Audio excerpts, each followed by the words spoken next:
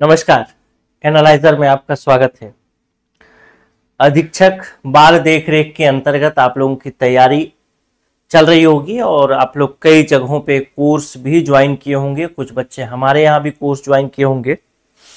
आज के इस वीडियो में हम देखेंगे कि अधीक्षक बाल देखरेख संस्था के अंतर्गत जो सेकेंड भाग है, बालकों से संबंधित व्यवस्थाएं जो हैं, उसके अंतर्गत जो सेकेंड नंबर का पॉइंट है जिसमें बाल कल्याण एवं विकास की बात की गई है, इसके अंतर्गत जो सिलेबस शामिल है जैसे मिशन सक्षम आंगनबाड़ी एवं पोषण 2.0, कुपोषण, एनीमिया, शिशु मृत्यु दर, मातृ मृत्यु दर, कुपोषण का प्रबंधन जिसके अंतर्गत कुपोषण की पहचान, कुपोषित बच्चों की देखभाल, शरीर के विकास के लिए पोषक तत्वों की आवश्यकता जिसके लिए अंतर्गत संतुलित आहार की बात करेंगे, बच्चों की सामान्य बीमारियां एवं उपचार, दिव्यांग बालकों के लिए केंद्र और राज्य शासन द्वारा संचालित योजनाएं और कार्यक्रम, बालकों की शिक्षा के लिए केंद्र तथा राज्य शासन द्वारा संचालित योजनाएं और कार्यक्रम। इस भाग से अगर आप हो सकता है कि सेल्फ स्टडी कर रहे हो या कहीं से आप पढ़ भी रहे हो, तो अगर आप पढ़ रहे हैं तो भी, चाहे जैसा भी कर रहे हैं, इस भाग से किस प्रकार के प्रश्न पूछे जाएंगे या पूछे जा सकते हैं, इस विषय पर आज के इस वीडियो में हम बातचीत करेंगे और प्रश्नों को देखने की कोशिश करेंगे। साथ ही साथ अगर आप चाहें तो इस वीडियो का पीडीएफ, क्योंकि इसमें नीचे में डिस्क्रिप्शन होगा, क्वेश्चन देखेंगे तो क्वेश्चन के नीचे में डिस्क्रिप्शन होगा, तो उस डिस्क्रिप्शन को लंबे समय तक मैं पढ़ूंगा नहीं, अभी यहाँ पे क्वेश्चन कराऊंगा बस। तो अगर आप इसका पीडीएफ लेना चाहते हैं तो पीडीएफ ले सकते हैं, फ्री है, फ्री पीडीएफ है। और इसके लिए आप नीचे व्हाट्सएप ग्रुप है एनालाइजर का अधीक्षक के लिए, उसमें जुड़िए और ये पीडीएफ ले लीजिए, फ्री ऑफ कॉस्ट है, कोई दिक्कत वाली बात नहीं है। चलिए अब चलते हैं। पहला प्रश्न कहता है निपुण भारत मिशन 2021 का प्राथमिक लक्ष्य क्या है। तो जो निपुण भारत मिशन है 2021 में जो आया, उसका प्राथमिक लक्ष्य है कक्षा 3 तक सभी बच्चों में बुनियादी साक्षरता और गणनात्मक क्षमता सुनिश्चित करना, यानी इसका ऑप्शन नंबर बी हो जाएगा। अब इसके अंतर्गत देखेंगे निपुण भारत जो है अपने आप में एक शॉर्ट फॉर्म है, उसका एक विस्तार है। निपुण जैसे national initiative for proficiency in reading with understanding the end numeracy. अब इसका फुल फॉर्म ये है। इसके अंतर्गत बहुत सारे पॉइंट्स और भी हैं, लेकिन एक महत्वपूर्ण बिंदु जिसको आपको ध्यान में रखना है कि छत्तीसगढ़ में इसको नवा जतन अभियान के नाम से जाना जाता है। यह शिक्षा का zero output maximum mastery model है, जिसमें प्रारंभिक शिक्षा को अधिकार नहीं, दक्षता आधारित प्रक्रिया बनाया गया है। तो ये चीज आपको, और भी चीजें हैं इसमें, निपुण के अंतर्गत कौन कौन सी चीजें हैं, या फिर एनईपी 2020 में फाउंडेशन स्टेज 3 से 8 वर्ष के अनुरूप कौन कौन से घटक हैं, ये सब चीजें आप पढ़ पाएंगे अगर आप इस पीडीएफ को डाउनलोड कर लेते हैं तो। और पीडीएफ आपको मैंने बता दिया है कैसे मिलेगा। साथ ही कोर्स में भी मैं कंप्लीट कराऊंगा ही, कोई दिक्कत नहीं। विद्यांजलि 2.0 कार्यक्रम का मुख्य लक्ष्य क्या है। विद्यांजलि 2.0 कार्यक्रम किससे संबंधित है, प्रमुख लक्ष्य क्या है विद्यांजलि का। तो इसमें आप देखेंगे कहता है विद्यालयों के निजीकरण की प्रक्रिया नहीं। ऑप्शन नंबर बी, समुदाय और स्वयं सेवकों को विद्यालय विकास से जोड़ना, यही है विद्यांजलि 2.0, इसका प्रमुख लक्ष्य भी यही है। तो ऑप्शन नंबर बी इसका सही उत्तर हो जाएगा। अब थोड़ा सा डिस्क्रिप्शन में पढ़ना चाहे तो कब शुरू हुआ, क्या हुआ, कैसे हुआ, ये सब चीजें आप जरूर पढ़िएगा। अगला प्रश्न देखते हैं, समग्र शिक्षा अभियान के समावेशी शिक्षा घटक के अंतर्गत दिव्यांग बालकों हेतु कौन कौन से प्रावधान, यानी कौन से प्रावधान सही हैं। समग्र शिक्षा अभियान के अंतर्गत दिव्यांग बालकों हेतु कौन से प्रावधान सही हैं। अब इसको पढ़ना है तो समावेशी शिक्षा के घटक पढ़ना पड़ेगा, समग्र शिक्षा अभियान पढ़ना पड़ेगा, वो सब चीजें क्लास में चलेंगी, कोई दिक्कत नहीं। प्रत्येक दिव्यांग बालक के लिए इंडिविजुअलाइज्ड एजुकेशन प्लान यानी आईईपी बनाया जाता है, बिल्कुल सही उत्तर है, पहला कथन सही हो गया। दूसरा कथन कहता है सभी दिव्यांग बालकों को सामान्य विद्यालयों से बाहर विशेष विद्यालयों में भेजा जाता है, यह समावेशी शिक्षा का लक्षण नहीं है, एक साथ पढ़ाया जाना समावेशी शिक्षा का लक्षण होता है। तीसरा कहता है सहायकों, थेरेपी और उपकरणों के लिए वित्तीय सहायता दी जाती है, बिल्कुल दी जाती है। तो इसका सही कथन हो गया ऑप्शन नंबर बी। वैसे जो मैं क्लास कराऊंगा, क्लास में थ्योरी, उसके बाद माइंड मैप, माइंड मैप के बाद एमसीक्यू भी कराऊंगा, इसको जरूर पढ़ लीजिएगा पूरा डिस्क्रिप्शन। अगला प्रश्न देखते हैं। कहता है राष्ट्रीय दृष्टिबाधित बाल शिक्षा कार्यक्रम के अंतर्गत निम्न में से कौन सी सहायता दी जाती है? Question number 4। राष्ट्रीय दृष्टिबाधित बाल शिक्षा कार्यक्रम के अंतर्गत निम्न में से कौन सी सहायता दी जाती है? ऑप्शन नंबर ए कहता है ब्रेल पाठ्य पुस्तकें दी जाती हैं या नहीं दी जाती। ऑप्शन नंबर बी कहता है screen reading software. Option number मतलब तीसरा कथन है विद्यालय स्तर पर वित्तीय सहायता। तो राष्ट्रीय दृष्टिबाधित बाल शिक्षा कार्यक्रम के अंतर्गत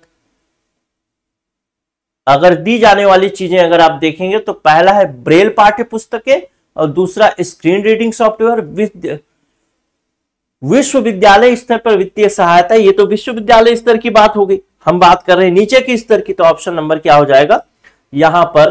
बी फॉर बॉम्बे हो जाएगा। ठीक, अब ये कब शुरू हुआ? 1974 में ministry of social justice and empowerment द्वारा प्रारंभ किया गया। क्या है, कैसे है, ये सब चीजें आप लोग जरूर देखिएगा। अगला प्रश्न है क्वेश्चन नंबर 5। भारत में कुपोषण का प्रमुख स्वरूप कौन सा है? तो भारत में कुपोषण का प्रमुख स्वरूप जो पाया जाता है वो है माइक्रो न्यूट्रिएंट्स डिफिशियंसी, यानी छोटे छोटे न्यूट्रिएंट्स का कमी होना, वही यहाँ पे कुपोषण का मुख्य कारण है। ऑप्शन नंबर बी हो जाएगा। क्या होता है, कैसे होता है, उसको भी हम क्लास में पढ़ेंगे या फिर और भी चीजों। और देखिए भारत में अब लुकिंग हंगरी नहीं बल्कि हिडन हंगर प्रमुख है। ये सब चीजें क्या है, लुकिंग हंगरी, हिडन हंगर, ये सब कंसेप्ट छोटे छोटे होते हैं जिसको आपको ध्यान देना पड़ता है। अगला प्रश्न देखते हैं कि शिशु मृत्यु दर में कमी के लिए कौन सा कार्यक्रम सबसे प्रभावी माना गया है? अभी तक जो कार्यक्रम चले हैं उन कार्यक्रमों की बात पूछ रहा है कि कौन सा कार्यक्रम सबसे प्रभावी है शिशु मृत्यु दर को कम करने के लिए। तो वह कार्यक्रम होगा राष्ट्रीय स्वास्थ्य मिशन, NHM, national health program mission. Option number A इसका सही उत्तर हो जाएगा। अगले प्रश्न पर चलते हैं, क्वेश्चन नंबर 7 पर। ये पढ़िएगा क्या है नेशनल हेल्थ मिशन, कब शुरू हुआ, कैसे हुआ, कैसे ये कम करता है, क्या करता है, ये सब चीजें आप इसमें डिस्क्रिप्शन में जरूर पढ़ पाएंगे। क्वेश्चन नंबर 7 कहता है मातृ मृत्यु दर अधिकतर विकासशील देशों में अधिक होती है, कथन पहला। और कथन दूसरा कहता है कि प्रसव पूर्व देखभाल में, सॉरी कथन दूसरा कारण है, एक्चुअल में वो कथन है और एक कारण है। प्रसव पूर्व देखभाल और पोषण की कमी होती है। प्रसव पूर्व देखभाल और पोषण की कमी के कारण मातृ मृत्यु दर अधिकतर विकासशील देशों में अधिक होता है। ऑप्शन नंबर ए हो जाएगा, कोई समस्या नहीं। कथन कारण सही है और व्याख्या भी कर रहा है। क्वेश्चन नंबर 8 देखें। अब ये आपको आंकड़ा यहाँ पे देखने को मिलेगा, कहां कहां कितना मृत्यु दर विकासशील देशों में, जैसे 94%, ये सब प्रतिशत पूछा जाता है। ठीक, तो इन सब चीजों को हम पढ़ेंगे क्लास में, वैसे कोई दिक्कत नहीं। आप भी पढ़िएगा, खुद से तैयार करें तो खुद से भी करिएगा। कूट द्वारा सही युग्म चुनना है, कौन सा युग्म सही होगा? ठीक, क्वेश्चन नंबर 8। कुपोषण, कुपोषण क्या है? ऊर्जा या पोषक तत्वों की अपर्याप्तता कुपोषण कहलाता है, बिल्कुल कहलाता है। एनीमिया क्या है? रक्त में हीमोग्लोबिन की कमी को एनीमिया कहा जाता है, बिल्कुल। मातृ मृत्यु दर क्या है? प्रसवकालीन महिलाओं की 1000 जीवित जन्मों पर मृत्यु संख्या। और शिशु मृत्यु दर कहता है कि 1 वर्ष से पहले शिशुओं की मृत्यु दर।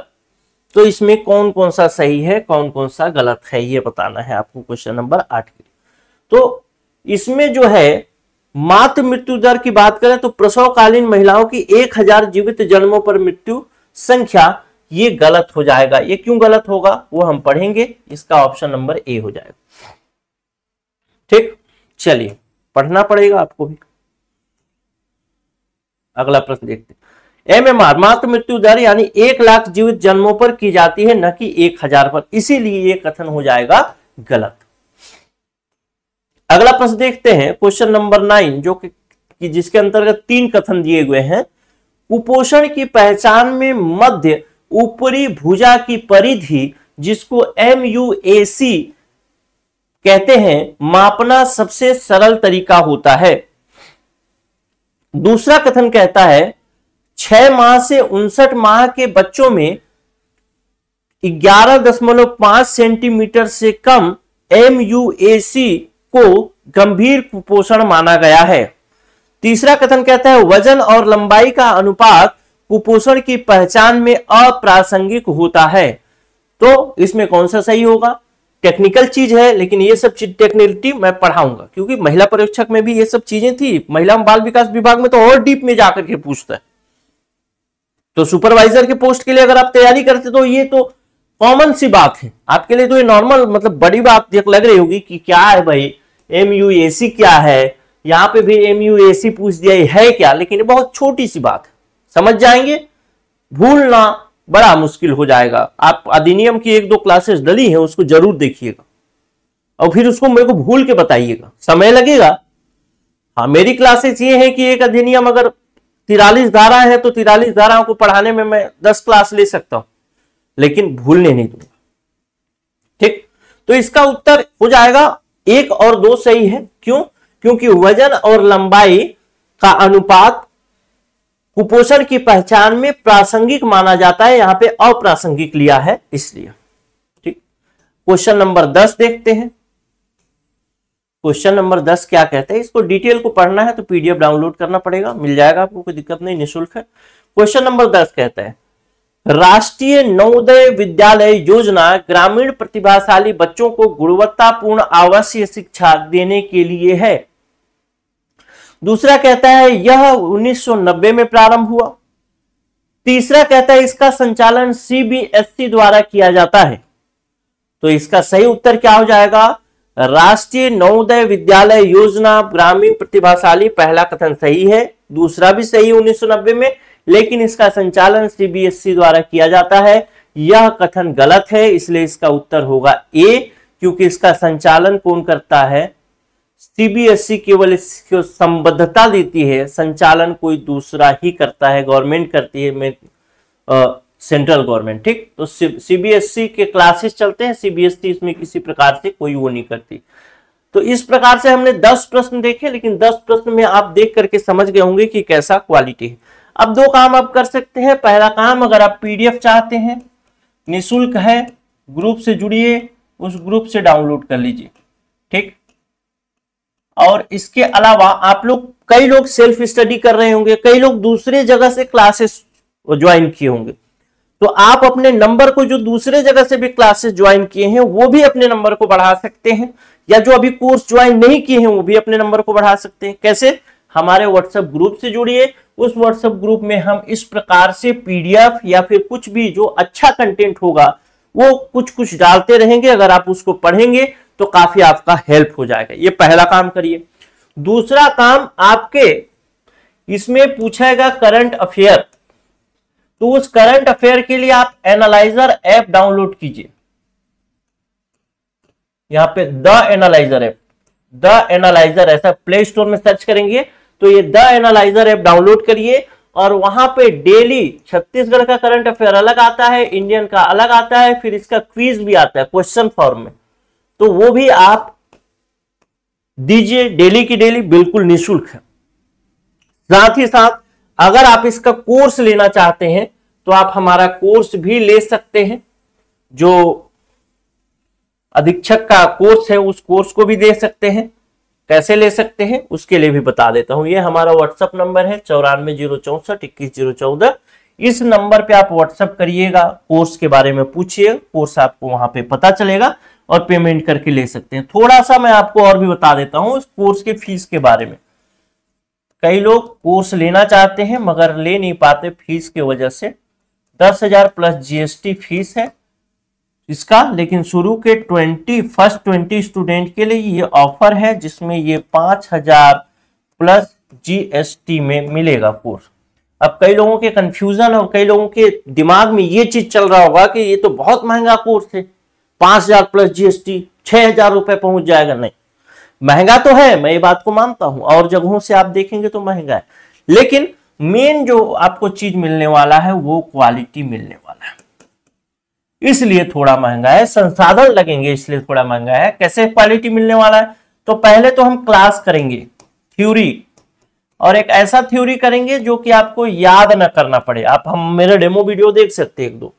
फिर इस थ्योरी को हम 5 से 7 मिनट में रिवाइज करेंगे, यानी इसका माइंड मैप करेंगे, और यही माइंड मैप आपका पूरा काम करेगा, यही चीज आपको भूलने नहीं देगा। साथ ही साथ पूरे क्लास का मेरा प्लान रहेगा कि मैं एमसीक्यू करा दूं, इसी प्रकार से जैसे इसमें कराए तो मैं पढ़ाने के बाद करा दूं, ताकि आपको कहीं से भी कोई भूलने का समय न मिले या फिर कोई अवसर न मिले। हर तरीके से आप तैयार रहें। तो उस तरीके से अगर कहेंगे तो ये फीस कम है।